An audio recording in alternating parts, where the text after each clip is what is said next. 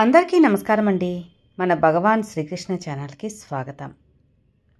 నీ తప్పు లేకుండా నిన్ను ఎవరు బాధ పెట్టినా, నీకు ప్రతీకారం తీర్చుకోవడం చేతకాకపోయినా ఏం పర్వాలేదు. కాస్త ఓపిక పట్టండి చాలు. కాలం తప్పక వారిని శిక్షిస్తుంది.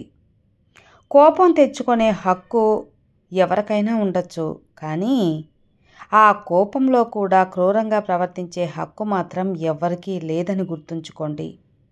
ఎవరైనా నవ్వితే నీ వల్ల నవ్వాలి, అంతేకాని మిమ్మల్ని చూసి నవ్వకూడదు. అలాగే ఎవరైనా ఏడిస్తే మీకోసం ఏడవాలి, అంతేకాని మీ వల్ల ఏడవకూడదు. ఈ విషయం గుర్తుంచుకోవాలి. ప్రపంచంలో మీకు ఎవరైనా సహాయం చేస్తున్నారు అంటే వారిని ఎప్పటికీ మర్చిపోవద్దు. అలాగే మిమ్మల్ని ఎవరైనా సరే ప్రేమిస్తున్నారు అంటే వారిని ఎప్పటికీ ద్వేషించవద్దు. ఇక మిమ్మల్ని ఎవరైనా నమ్ముతున్నారు అంటే వారిని ప్రాణం పోయినా కూడా మోసం చేయకూడదు. ఫలితంపై ఎంత శ్రద్ధ చూపిస్తారో దాన్ని పొందే పద్ధతులను కూడా అంతే శ్రద్ధ పాటించాలి. జీవితంలో ఎప్పుడు కూడా విజయం వరించిందని విర్రవీగకూడదు. అలాగే ఓటమి ఎదురైందని నిరాశ చెంది కృంగిపోకూడదు. విజయమేమీ అంతం కాదు, అలాగే ఓటమి తుదిమెట్టు కాదు. గుర్తుంచుకొని నడుచుకోవాలి.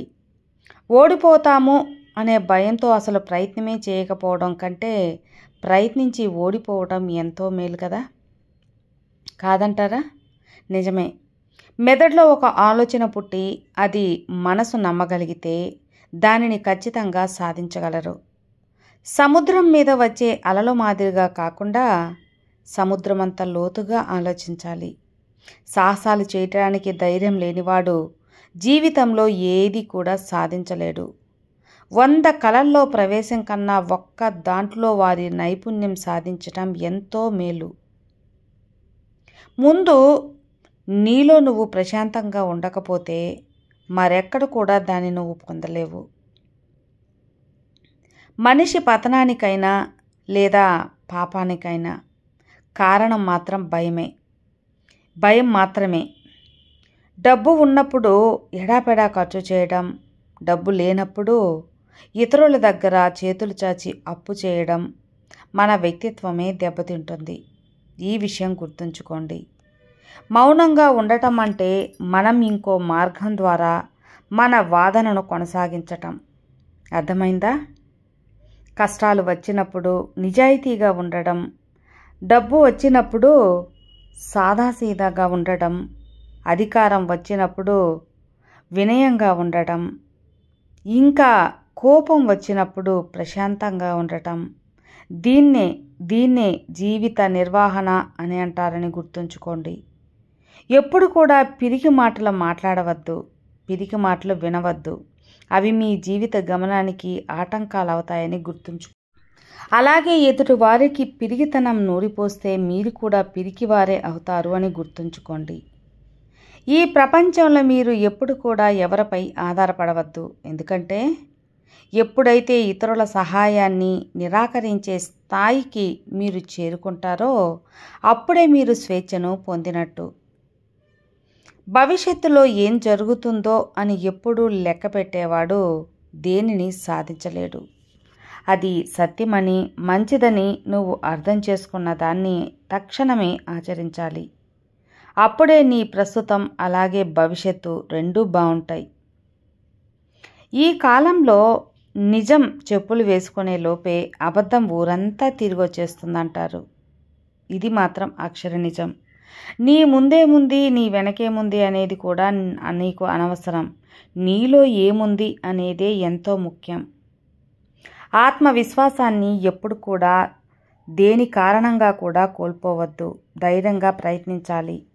అప్పుడే అంతా మంచే జరుగుతుంది. మీరు జీవితంలో అంతా బాగా జీవించడానికి, అంతేకాని ఒత్తిడిలో మిమ్మల్ని చంపుకోవడానికి కాదు. ఓటమికి దగ్గర కాకుండా ఉండాలి అంటే గెలవాలి అన్న తపన ఎప్పటికీ తగ్గకుండా చూసుకోవాలి. జీవితంలో కళ అంటే నిద్రలో వచ్చేది కాదు, నిద్ర పోనివ్వకుండా చేసేది. ఈ ప్రపంచంలోనే అత్యంత బలమైన వ్యక్తి ఎవ్వరు అంటే, ఎవరు అయితే ఒంటరిగా నిలబడతారో, ఒంటరిగా పోరాడతారో, ఒంటరిగానే గెలుస్తారో వారే ఈ ప్రపంచంలోనే అత్యంత బలవంతులని గుర్తుంచుకోండి. దుర్మార్గుని స్నేహం మంచిది కాదు, విరోధము కూడా మంచిది కాదు. పాము అనేది కసిగా కాటేసినా లేదా ప్రేమగా కరిచినా ప్రమాదమే కదా, విషమే ఎక్కుతుంది. కోపాన్ని ఎప్పుడు కూడా ఉప్పులా వాడాలి. తక్కువైతే మర్యాద ఉండదు, ఎక్కువైతే విలువ ఉండదు. అర్థమైందా? ఓడిపోతే గెలవడం నేర్చుకోవాలి, మోసపోతే జాగ్రత్తగా ఉండటం నేర్చుకోవాలి, చెడిపోతే ఎలా బాగుపడాలో నేర్చుకోవాలి, గెలుపుని ఎలా పట్టుకోవాలో నేర్చుకోవాలి. ఇవే తెలిసినవాడు ఓటమిని ఎలా తట్టుకోవాలో తెలిసినవాడు గొప్పవాడు. మనం ఆనందంగా ఉన్న సమయాలలో మనతో కలిసి నవ్విన మనిషిని మర్చిపోయినా పర్లేదు, కానీ మనం కష్టాలలో మనతో కలిసి ఏడ్చేవారిని ఎప్పటికీ మర్చిపోకూడదు. మంచివారిని మంచిగా ఉండండి, కానీ చెడ్డవారితో చెడ్డగా ఉండకండి.